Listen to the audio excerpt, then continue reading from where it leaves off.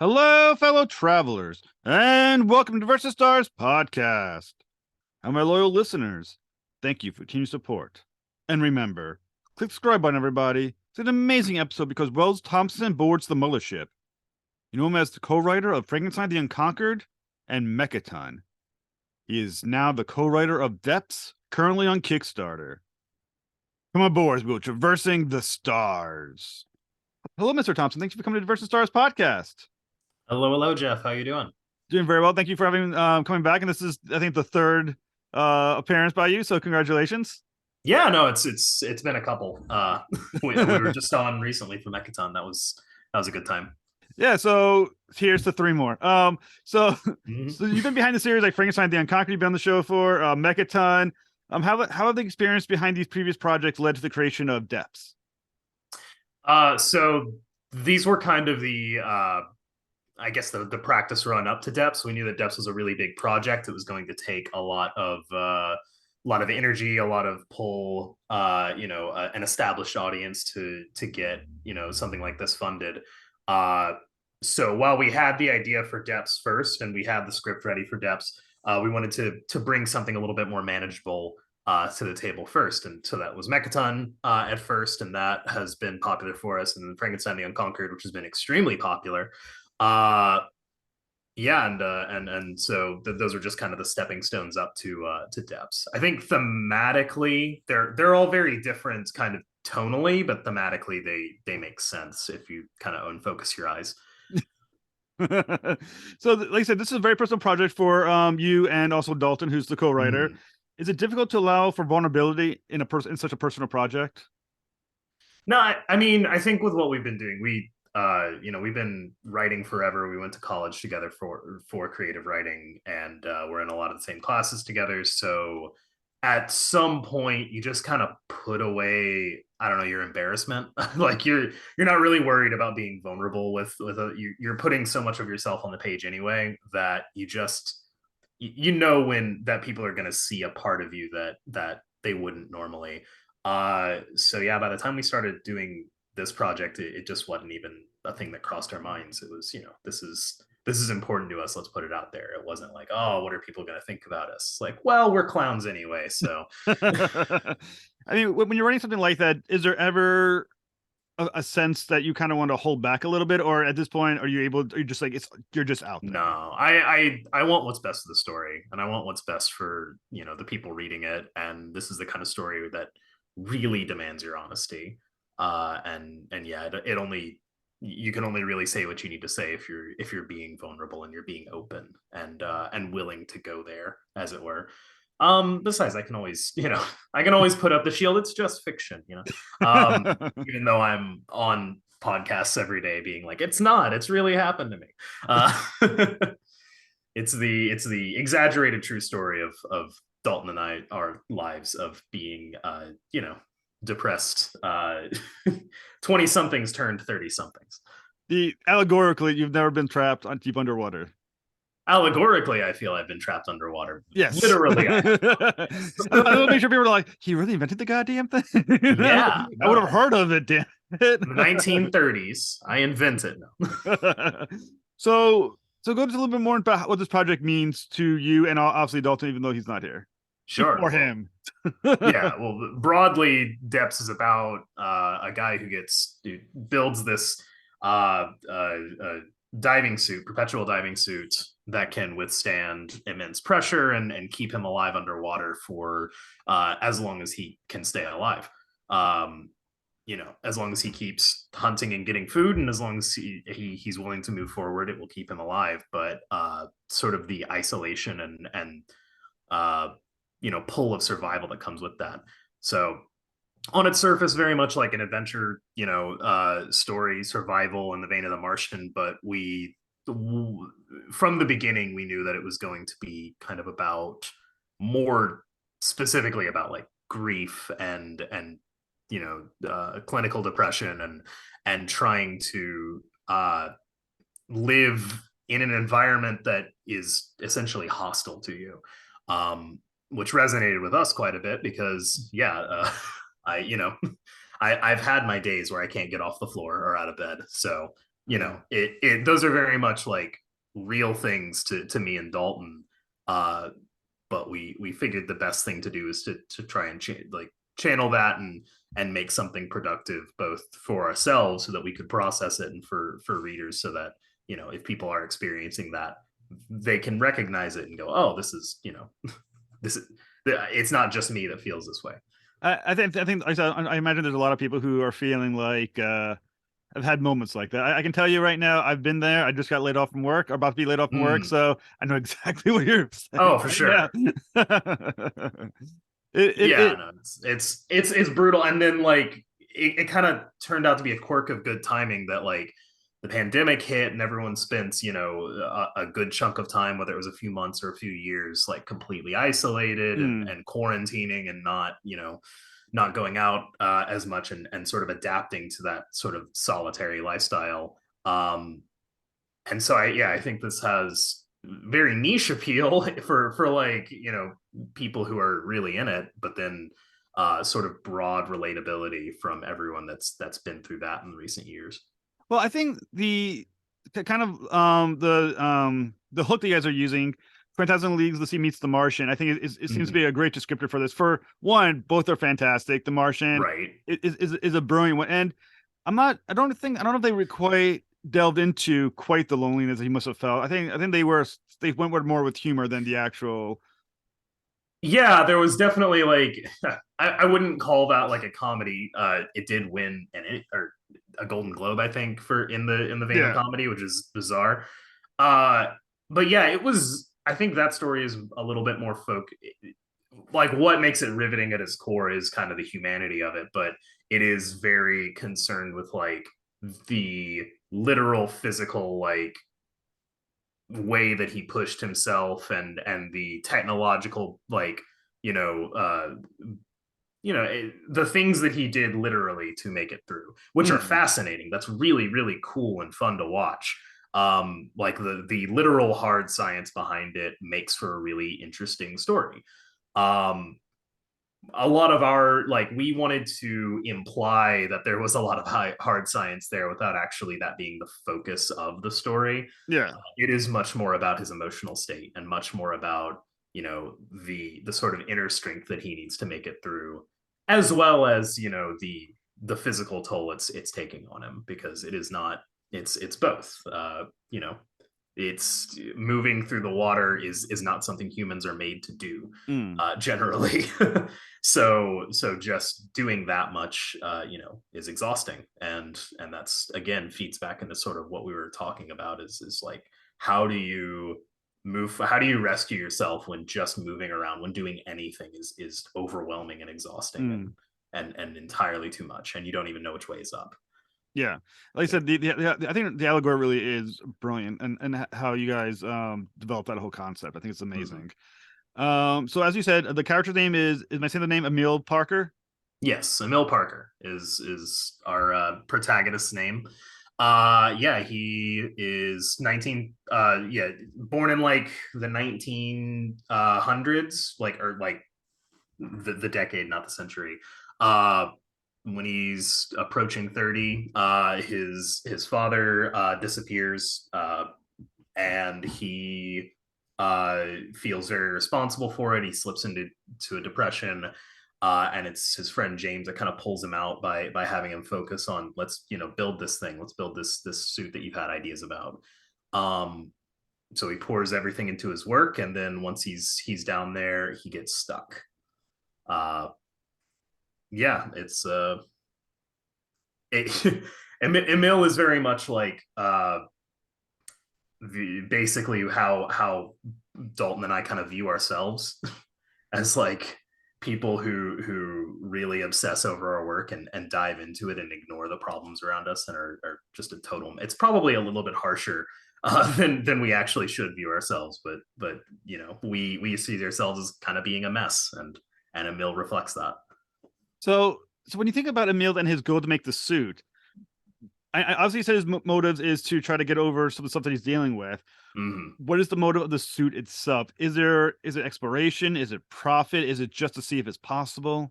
For Emil, it's exploration. He wants and a little bit to see if it's possible. but he like we learned as we go along that like he had this connection with his dad, who was a whaler and an inventor and a navy man, and like very very much out on the sea. He was a sailor, uh, so the sea fascinates him, and he's very much interested in like exploring that for its own sake. Um, and then just sort of the I guess he does probably have a bit of an ego, a bit of a drive to just prove that he can. So yeah, absolutely the proving to everyone that yeah, I can do this is kind of big for him as well. So you said James is helping him with or wants him to work on. Mm-hmm. Does he believe it's possible, or does he just believe that's what his friend needs to focus on? No, he know like James is. I think we focus on Emil as being like the brains of the operation, but James is very much in his own right, like a brilliant engineer and scientist, and he helps Emil see it's like come true. He knows that it's possible, partially because Emil believes it's possible, and he has an irrational faith in that Emil is correct and is going to push through. Um, so yeah, I think it's a little bit of both. Like he pushed it to kind of get Emil in a good headspace and to save him in that sense. Uh, but it's not like he's going into this like, oh man, is this thing actually going to work? Like he knows he's 100% on board with this project, and he wouldn't be putting Emil in the suit if he wasn't 100% sure that he was going to be able to come back out. So, as I mentioned in the summary, the tragedy strikes. Something drags Emil deep into the ocean. So, Mm. what is the nature of the creature that drags him? Are we talking like these are natural creatures? Are we talking about are we in the world of mythology at this point? What exactly? I mean, I think there's a small blending of sort of real and the fantastical. Um, the creature that pulls him down is a colossal squid. It's based on a real thing. Yeah. Now that squid probably lives a lot further down than the one above would be, but other than the one featured in the story.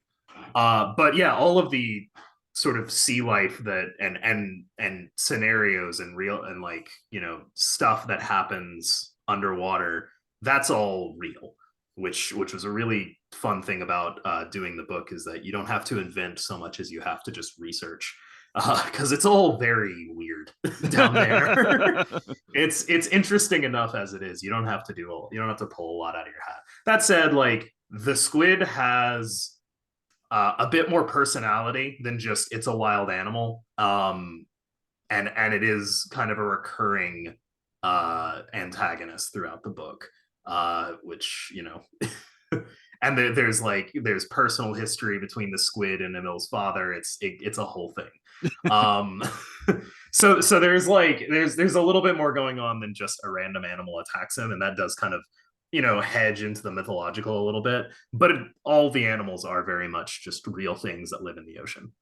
So, what are the creatures is Emil going to come across that are going to be pretty cool? Let's we have sand tiger sharks, which are notorious for raiding shipwrecks and kind of picking those apart. We've got rogue waves that like currents that like kick shit up underwater, and you can't see them coming. All sorts of different kinds of fish and wildlife and just terrain. A lot of the terrain itself is like coral and therefore alive, so there's always stuff to look out for. I think we feature the sea serpent prominently in the first 5 pages, so that's something that pops up as well. Yeah, there's all sorts of stuff down there, and my favorite, Douglas, who is the friendly sort of NPC. He's like a Labrador Retriever. He's Emil's friend. He's Emil's buddy, and the only one that he really has to talk to or share anything with while he's down there. Does Douglas talk back? Like, I'm just gonna sense of the character just a little bit when you mentioned him. No, we wanted to ground the story, and I think there was a conversation about should Douglas talk back, not as a like, he's really talking, but as Emil has imagined him talking back. And what we ultimately went with was just to sort of leave it one-sided, and like, where it sort of both enhances the fact that it is a lonely situation because Emil is talking and not getting a response. But on the other hand, that's the very real, you know, lived experience of anyone who has a pet. If you have a dog, you're not getting a response back. Maybe a bark. You'll get body language back, and we do that with Douglas, but like, but yeah, people have those interactions all the time, so we figured it was better to just leave it 100% plausible. Good point. And for our listeners, if you are hearing comments back from your dog, it's not real. Just You need to go outside, touch grass. just as a friendly public service announcement, if you're hearing please contact help. Somebody listening is like, seriously, I My dog talks back to me. It's just because we have such a special connection. Right, of course. Because the other thing I know, like part of in your Kickstarter, I looked at this like a cartoon, I think like a sticker or whatever, or for Douglas. So I was wondering, like for a second, I was thinking to myself, maybe he does talk back. I don't know. Yeah, no, we wanted to do something stylized for Douglas because like this book can be a little bit heavy. The subject matter can be a bit heavy. There's a lot going on. We're obviously dealing with like depression and grief, and and the book is not like an endless downer or anything. There's moments of humor and there's moments of triumph, and we feel like that's all very important to bring. But like, we wanted something about the marketing or the stuff around Depths to kind of reflect that it's not all dour, and Douglas seemed like that bright spot of just like uncomplicated joy. So yeah, we commissioned Fernando Pinto, who works with us on MechaTon, to do that little stylized drawing of Douglas the octopus, so that we could make stickers and enamel pens and cool stuff out of it. And yeah, the glasses and the braces were not my idea. He just did that. But I 100% love it. I would not have it any other way. So from a writing standpoint, how important is Douglas from a writing standpoint to make sure that how you're delivering the thoughts and fears of Emil for the reader? Is it captions that you're using more often? How are you is that kind of your servicing it? It's a very caption heavy book already. It's more of a text heavy book for sure than either MechaTon or Frankenstein the Unconquered. So we probably could have like done without it, but it felt like we were losing something by not having him there. So it's it helps vary up how we're delivering Emil's thoughts and how we're getting the story across when there are multiple ways of delivering those messages. Yeah, it gets a little boring to just read captions the entire way down. Also, when you're thinking about like the being deep into the water, how is the fact that he's underwater throughout the story affecting how you're thinking about his movement? Oh, it informs everything. The fact that he can't really run, he's gonna have a hard time, maneuvering. The fact that a puncture or a tear or like anything physically bad happening to the suit will result immediately in his death. Yeah, that informs almost every part of his story and how we tell it, and what his goals are and how he's able to explore his environment. Again, we were going for something a little bit more grounded, and while we didn't want to like hang ourselves up too much on every single little detail, if he's out there and he's able to like jump 500 feet across a chasm, or do some really or try and like swim and be buoyant in any way, like it's space or something, immediately it's gonna poke holes in your credibility, because the entire conflict is he can't get to the surface. But if you can maneuver pretty easily, if you can swim or climb with any ease, then yeah, it's probably not going to be too big of much of an issue to find your way out home. Like, So as you said, his friend is James Harrington. So how strong is this bond, and how much of backstory do we get on the relationship between these two? the backstory is sort of doled out in parts over the course of the book, so you get the feeling that they're close, and as you read more and more, you realize they essentially grew up together. They're Emil has brothers. Emil has siblings, but he is closer with James than anyone in his family right now. Um, and yeah, that bond is everything. That bond makes the book. I think like it's very much a book about Emil's state of mind and physical state. And I think that if he didn't have James, he would probably have given up, Mm, even if whether or not he acknowledges it.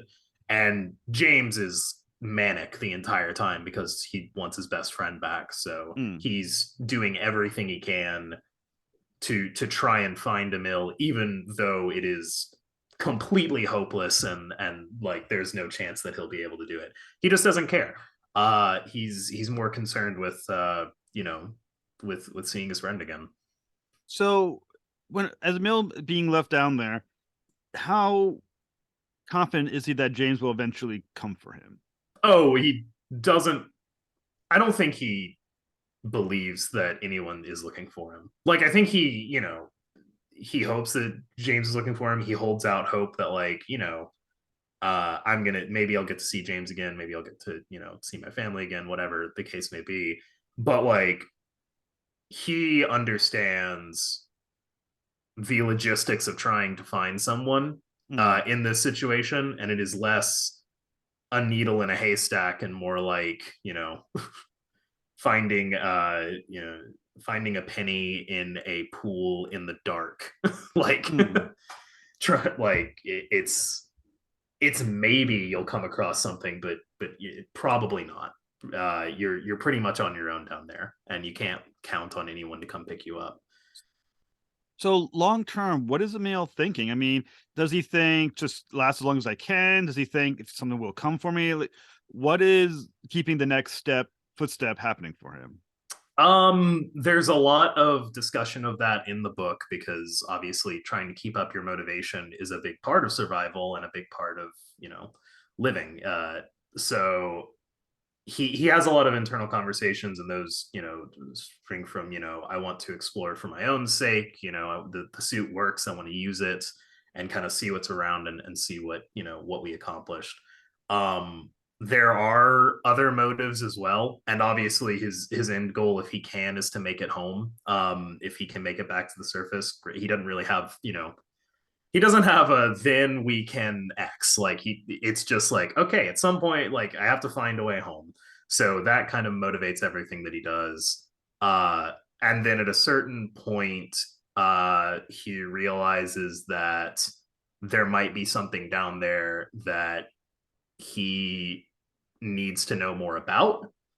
And I'm being vague because I don't want to spoil the ending or anything of book one. Basically, there will come a time where he has a choice to take the easy way out and go home, or stay down, uh and he's probably gonna and he chooses to stay down because there's something down there that's more important. Mm. So it's being illustrated by, I'm gonna get the guy's name wrong, Jay Sheik. I believe it's Schick, but I Schick. haven't asked him personally, so I don't know. The pleasure of the internet, where we have all these people work with us and we don't necessarily talk to them. Right. Like I can tell you so much about him, and I love him to death, and he's such a fun collaborator. But I've never heard his voice, and I don't know how to pronounce his name. So what does he bring to the table? He brings the style and the I mean, he brought the characters to life. He is really good at drawing these big environments that feel lonely and huge and open, and also weirdly claustrophobic. um he does very like grounded, anatomy very well. He does subtle facial, character acting moments very, very well. um yeah, he checked all the boxes for us in terms of like what we were looking for with depths, and he loves the project, and he loves the idea of, of what we're bringing, and how passionate we are about it. And yeah, when we brought it to him, he was like, this is exactly the kind of project I want to be working on. If I'm gonna do this, I want it to be someone's ride or die. Right. So yeah, he I don't know how he feels about all the fish anatomy. I'm sure that's a constant source of annoyance for him, He's like, another but fucking yeah, fish. and a different, weirder kind of fish. Like, there's so many, because we get specific. It's a whole thing. Like, when after the end of this, he'll just be teaching some class out of college. Now a marine biologist. I can just know about the damn fishes already.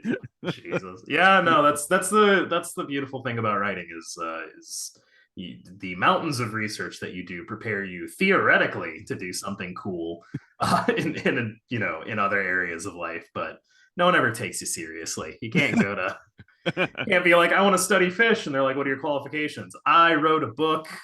It was pretty good, I think. But I will say, as a writer, it is fun to just to write the fish, and just let the artist be like, Oh yeah, go fucking do it, dude. They make the fish. It's incredibly gratifying to watch.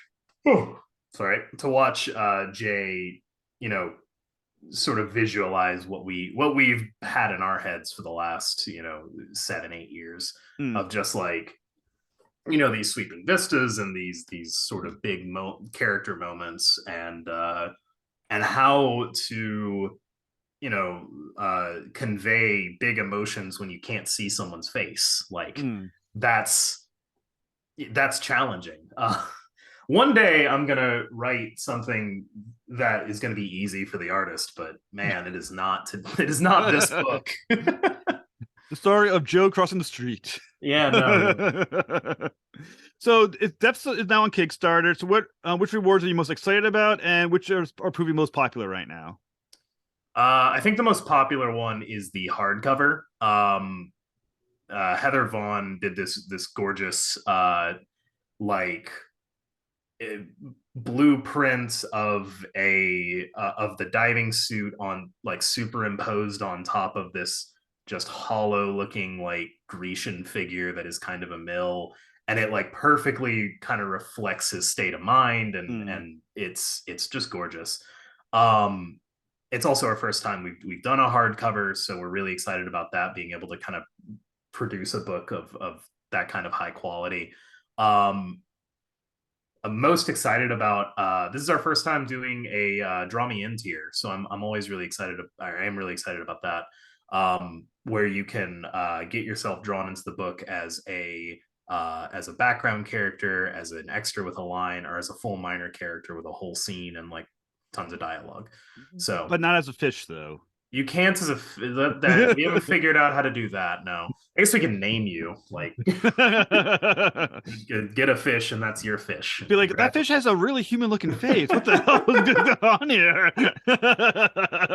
Unfortunately, we have not found out how to do that, but yeah, no, we are really excited to bring that to people, because it's something that we've seen do really well in other Kickstarters, and something people seem to be really excited about. So yeah, absolutely.